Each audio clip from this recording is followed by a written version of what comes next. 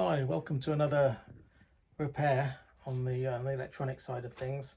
I've been asked to do a Ferrari ECU for the heating control on a 355, I think, a Ferrari. That's something I've never done before, but I thought, well, why not? Let's have a look and see if we can sort it out.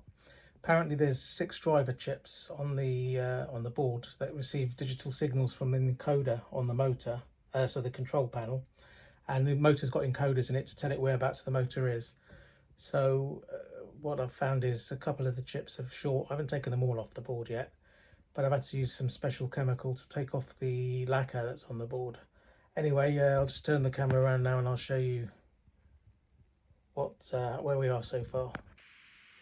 Right then, here we are. Here's the ECU in question, and these are the 6 chips that we need to change. So you've got a chip. These are the chips here. You've got 1, 2, 3, 4, 5, 6. So what basically happens, this little chip here is for the diagnostics. So the RS232 driver chip. This is your main CPU, which I believe will probably be programmed. And then you have a little crystal here, which keeps the clock running for the CPU. And you'll probably have your signals coming in here from the control unit. Your power and outputs will be here. So what happens, the little digital signals come in here. These little transistors will switch all the different commands to the chips, and they'll output the relevant power to the different motors that do different functions. So far I've found 3 chips gone. I'm presuming these ones are gone as well. But you can see I've got to take off this lacquer. It's very tough. So I've had to use a chemical to break it all down and remove it off. A bit messy work, but we'll get there in the end.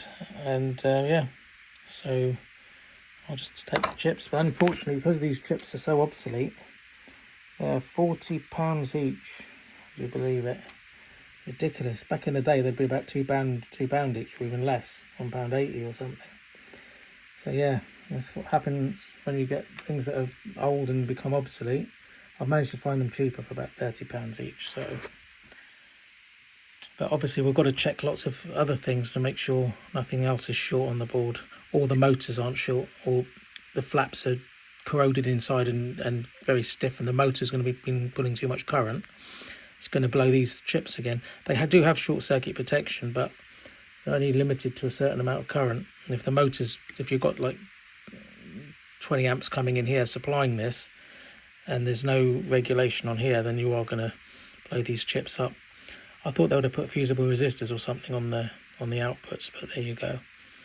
So yeah, just got to wait for the chips to come in. I'm going to order them later, and hopefully we don't get any smoke once we connect it back to the car. So my friend will be bringing the car down to me. So once it's done, we can plug it in, and hopefully, fingers crossed, everything works okay.